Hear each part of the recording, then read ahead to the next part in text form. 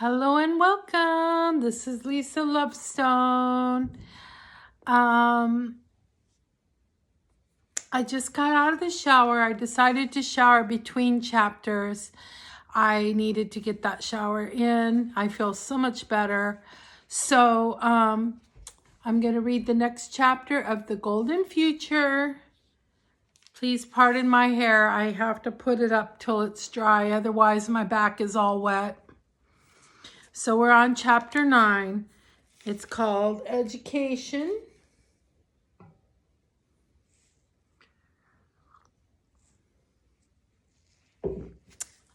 Okay.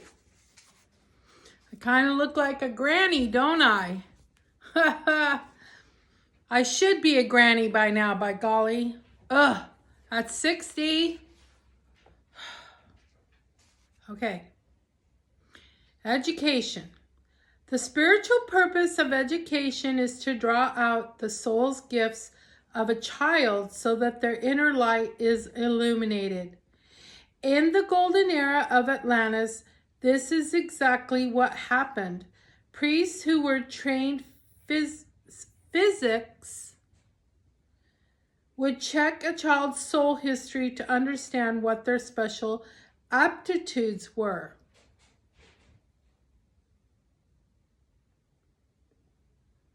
Okay. As the child grew up, their parents would carefully nurture and develop their talents. But more than that, the child was considered an integral part of the entire community, and everyone lovingly helped to develop their abilities. Wow. Sounds like the perfect... I guess life would be basically perfect if there's no ego, right? Just love and harmony.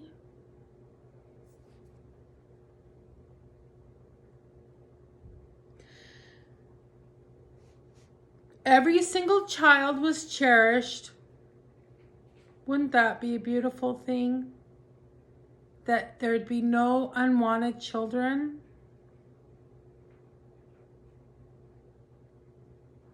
That would be freaking awesome. When they were quite young, children were taken to a nursery each day where teachers specially chosen for their ability to teach children of that age helped their social development. Priests oversaw their spiritual growth.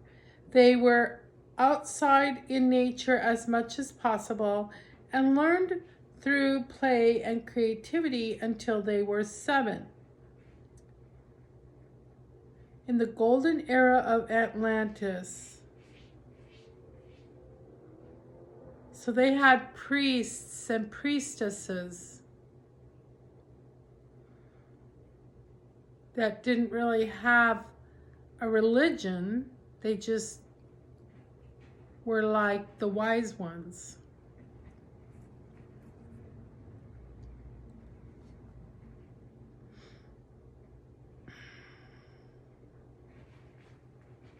From the age of 7, they were taught in the temples. Education was always designed to foster the right brain and to be interesting, enjoyable, and fun. Social skills and connection to nature, animals, crystals, and the spiritual worlds were given priority. The memory of these Atlantean teaching methods is encoded within us. The old matrix. Unfortunately, the current education system throughout the world are not intended for the highest good of children. Once the experiment of masculine domination had been implemented, children were generally considered chattels. Few were educated, and those were males only. Rich boys were educated by tutors or went to expensive private schools. Only girls of a high social status were taught anything. And then just a few limited subjects at home.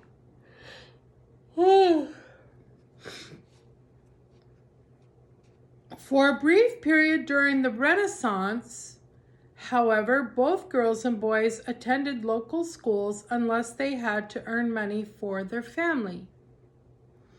Often students sat on forms facing one another, and the older children taught the younger ones. This promoted harmony and respect. Then the Industrial Revolution came, and employers needed a labor force that could read simple instructions and operate machines. So the forms were turned round and children faced the teacher, who stood in front of the class. The children disconnected from one another, and this gave rise to separation and its consequences.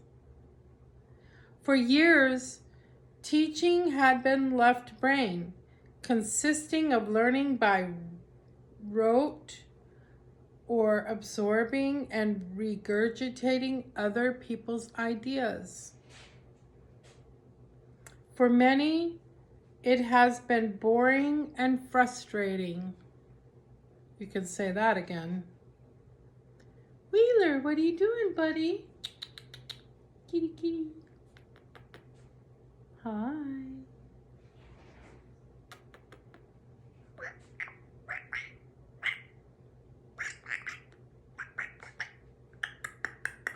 Wheeler.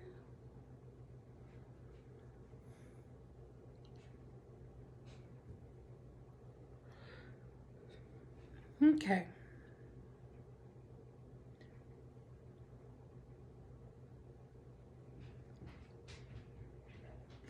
Currently, children are massed into huge schools built to nurse the egos of politicians that have nothing to do with educating or nourishing the students. The one-size-fits-all system has shut down individuality, creativity, and new ideas.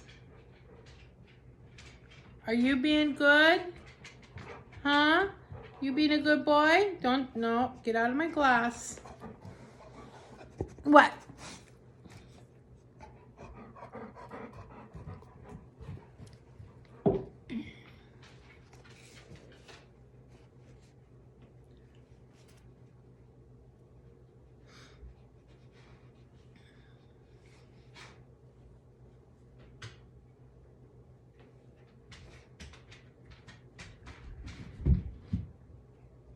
The one-size-fits-all system has shut down individuality, creativity, and new ideas. With the rising frequency, many youngsters are now too sensitive to cope with this broken system, and more mental health problems are being reported in children and teachers. The seeds of change are sprouting, with more children than ever being home educated.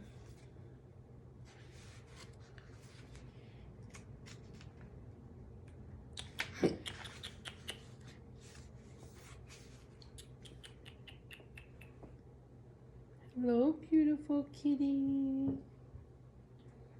Hello, beautiful kitty.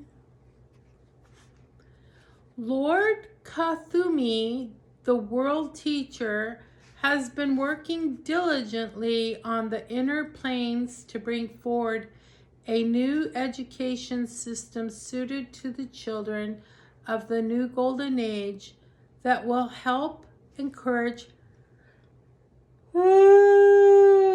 and enlighten them. Lord Kuthumi. What I look forward to is no more titles. No lords, no Mr., no Mrs., no king, no queen, no princess, no prince. Just, hey, Lisa. Hey, Danny. Equality. Get rid of the titles.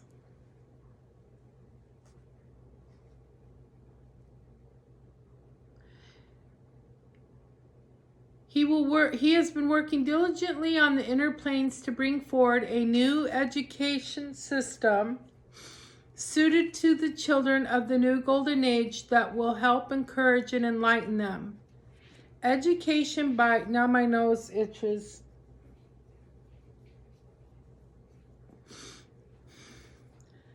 By education by 2032. The high-frequency children already incarnating are very sensitive and must be treated as individuals. Soon more children will be born with the slightly elongated heads that house bigger brains. The expanded brains will be configured to understand technology in preparation for the awesome changes ahead. Woo! The new children need creative expression, activity, stimulation, connection to nature, and right brain expansion. And the education system in the new golden age will be tailored to their needs. Schools will be smaller and built locally. These community schools will give a sense of belonging to students and teachers alike. Teachers will once more be respected and valued. Teaching will be considered an honorable and important profession, and only those who are natural-born teachers will be drawn to serve in this way. Children, too, will be respected and treasured. These high-vibration children will have come from dimensions where they were honored and valued. They will know their worth and expect to be esteemed. When they are, they will respond with grace. Education will be predominantly right brain to promote the flow of creative ideas and imagination. Specially picked and trained teachers will know exactly how to stimulate students and develop their innate gifts. Teachers will understand the influence of harmonious sound to calm, heal, create, and balance. So special music, especially angel harmonics, will be played in schools. Cool?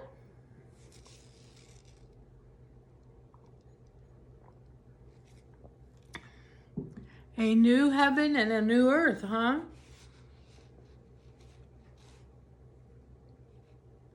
No ego, just love and acceptance.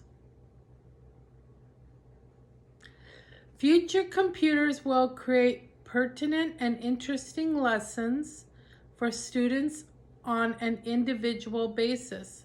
So on one hand, there will be more reliance on technology.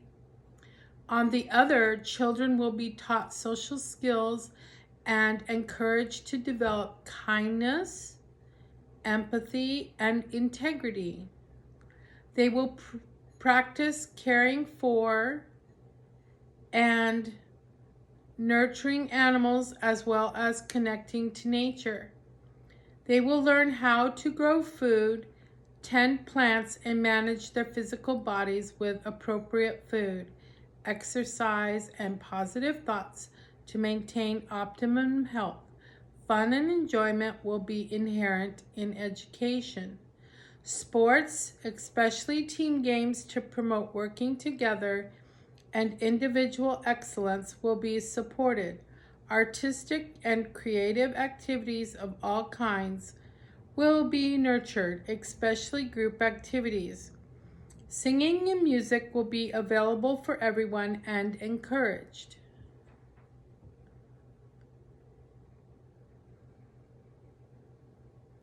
Reflecting the high frequency consciousness of the children, all music will be harmonious and all students will have the opportunity to learn an instrument if they wish to.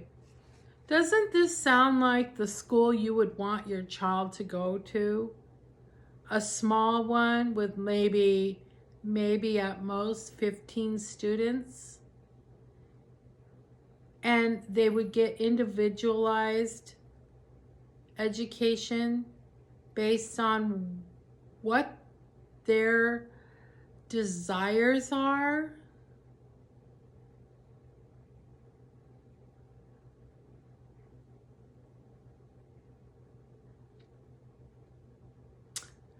I mean, when my son, Micah, was a little boy, I started homeschooling him at home. I went to the store and I got homeschooling materials. When he started kindergarten, he already knew everything. He was just there for socialization. And he couldn't go into first grade without going into kindergarten where we lived. So he had to. So by the time he was in first grade, he was reading at a third grade level. Not because I forced him, but because he picked up the love of reading early. I read to him while I was pregnant. I read him little golden books. I read him Dr. Seuss books or whatever, Harold and the Purple Crayon. I read to him while he was in my womb. I talked to him. I sang to him. And when he was a baby and he was born, like even when he was nursing, when I was nursing him, I would have him here in this arm. I'd have a book here, and I'd be reading to him while he was nursing. And I'd put the book down and burp him. So by the time he was like 3, he was reading. And I didn't force it. I encouraged it, definitely. I taught him his ABCs, and he just picked it up so quick and easy, like a dry sponge to water. It was never hard to teach my son, but I did everything with patience and love. Am I a perfect parent? No. But I had made a decision when my son was coming, getting ready to be born, that by golly, I would be a better parent than my parents were. And I really meant it. I really, really meant it. Sadly, I wasn't healed, so I did make mistakes. But I really did act in love with my son. And, you know, I encouraged him all the time. I told him he was a very special boy and he could do anything he wanted to do. I'd be like, sure, you can do that. Of course you can, you know? Instead of saying, no, you can't do that. Because I was too lazy to take the time to help him do that. No. I was not a couch potato mom. I interacted with my child. I was really blessed. For 4 years, I got to be a stay-at-home mom. I was in a relationship where I didn't have to work. And for those precious, precious 4 years, I got to be home with him and teach him and love on him and spend the day with him. Oh my God, those were the best years of my life. Even though my relationship with my boyfriend was really getting bad after 2 years. but by the 4th year, it was pretty horrible. All he did was yell. All he did was yell. I had to get out of that relationship. It wasn't good for me. It wasn't good for my son. So we moved from Wyoming to New Hampshire. And then I had to go back to work. That sucked. That really sucked. Luckily, a lot of the time I was at work, he was at school. So that helped a lot. I mean, I did work weekends sometimes. But quite a bit, I guess. But my grandma took care of him. My aunt and uncle took care of him. Sometimes a cousin would take care of him. So those were the benefits of living in New Hampshire, was I had some family to help out. But yeah, it broke my heart to have to go to work and not be spending all day with my son. I probably would have not had him go to school. Like, I probably would have had him not go to school, like, from 3rd and 4th grade, maybe 5th. I probably would have just homeschooled him. Those are some really rough years on kids. And then it just gets rougher in middle school.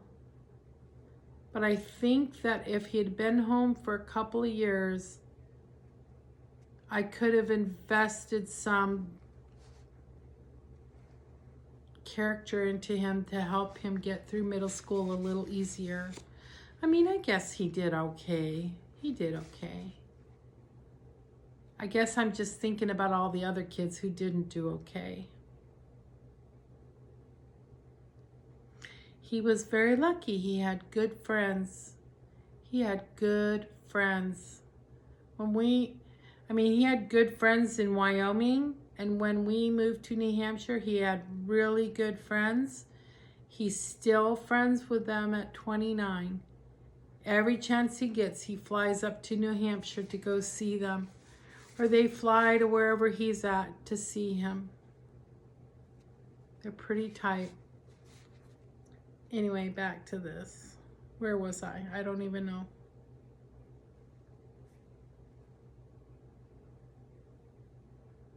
I'll just start at the top of the page because I don't know where I am. Future computers will create pertinent and interesting lessons for students on an individual basis. So on one hand, there will be more reliance on technology. On the other, children will be taught social skills and encouraged to develop kindness, empathy, and integrity. They will practice caring for and nurturing animals, as well as connecting to nature. They will learn how to grow food, tend to plants, and manage their physical bodies with appropriate food, exercise, and positive thoughts to maintain optimum health. So this says that they will be eating.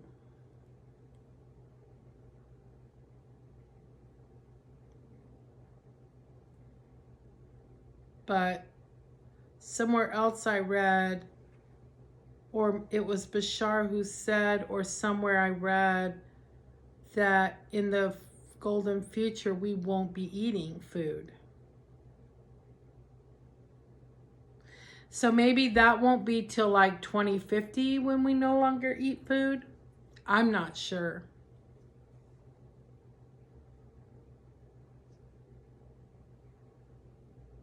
They will learn how to grow food, tend to plants, and manage their physical bodies with appropriate food, exercise, and positive thoughts to maintain optimum health.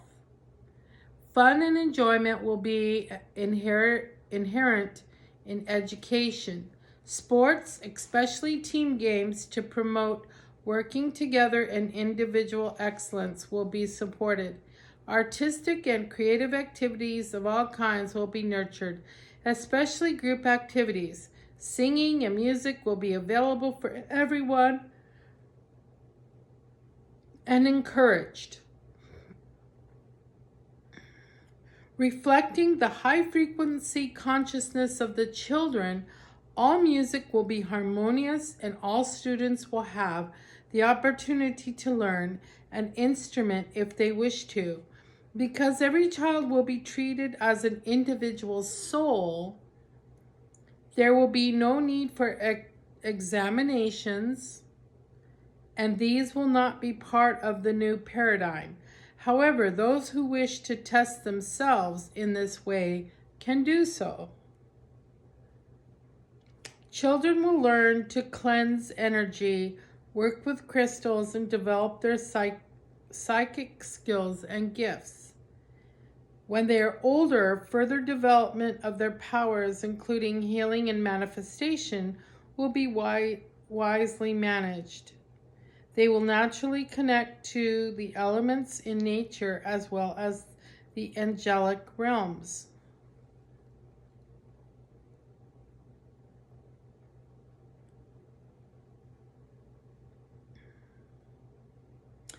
Pupils will be taught the spiritual laws, especially the laws of gratitude, grace, and oneness, to keep their frequencies high. Giving thanks will be an integral part of life in the fifth dimension. The crystalline brain structure. In the new golden age, humanity will gradually shift from a carbon to crystalline base. Crystalline does not infer to hardness like a crystal. Rather, people will have the qualities of a crystal. Thank you for that clarification. I was really wondering how that was going to work.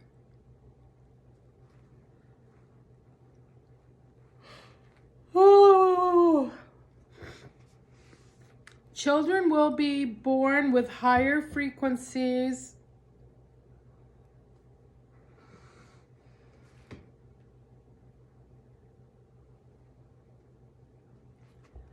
Children will be born with higher frequency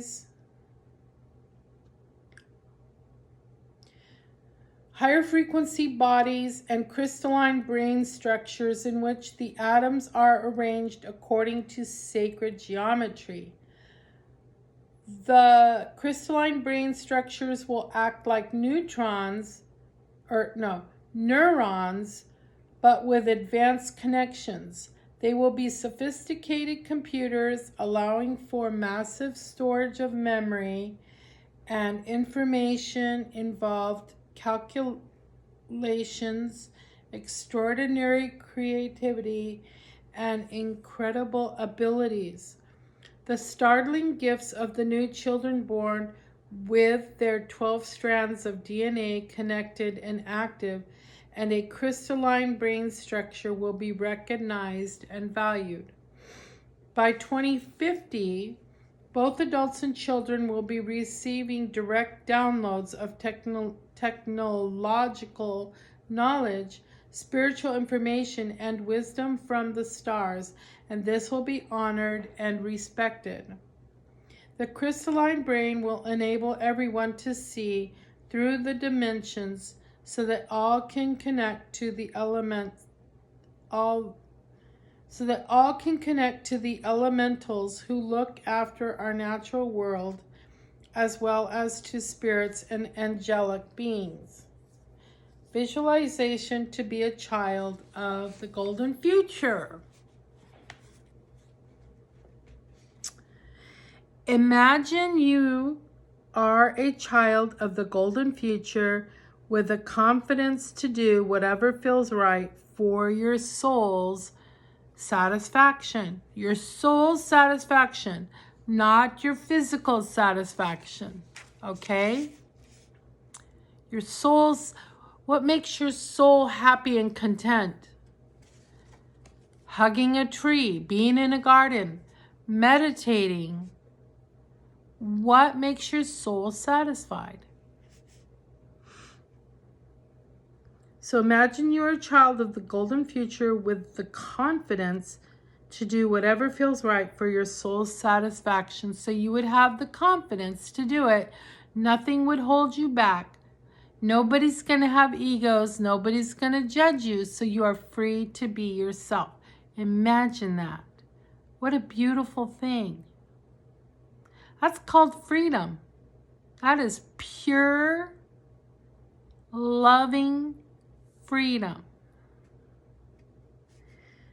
You have a perfect, healthy body. All kinds of sports and music are available to you if you want to avail to them. Avail yourself to them. You have an incredible brain and can explore whatever subjects interest you. Your lessons are specifically tailored to you, and they are fascinating and illuminating. Every day, it is a joy and a delight to go to school. I mean, if I was to create a future, it wouldn't have schools. There'd be no schools. I mean, how do I explain what I'm trying to say? I think in my golden future, in my perfect little world, parents would teach their children, and parents would get together and teach their children so that children can become friends and learn social skills.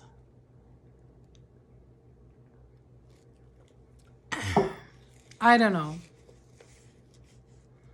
I just really loved spending the day with my child. I hated sending him to school, but it was the law and I had to.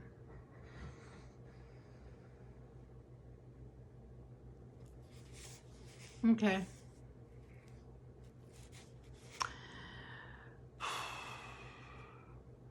You have an incredible brain and can explore whatever subjects interest you. Your lessons are specifically tailored to you, and they are fascinating and illuminating. Every day it is a joy and a delight to go to school. How does this feel when you imagine it?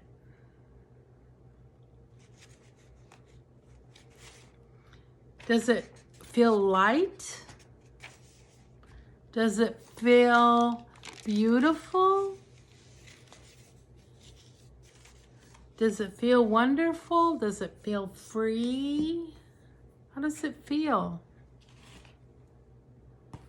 Does it feel not good for some reason? I would love some comments. Please comment and let me know what you think. What do you think about all this? I would really love some feedback and some interaction. I'd really love to have a conversation about this book. Alrighty then. So it is time for me to get ready for bed. I'm almost there. I actually wanted to pull out my dowsing rods tonight. I'll have to see what time it is when I get out of this video and see if it's not too late, because these dogs get me up early. All right. Blessings to you. May you treat your body, your surrounding aura, your bubble, treat it with the greatest love and respect. Treat your body with the greatest love and respect. Treat this bubble with the greatest love and respect. Nobody gets in your bubble, in your circle, unless they treat you with love and respect. So learn to love yourself. Learn to respect yourself. And as you're doing that, slowly, it will feel uncomfortable to have people around you who don't love you, who don't respect you. You won't want to be around them because you love and respect yourself, right? So do that. Lisa Lovestone, signing out. Good night.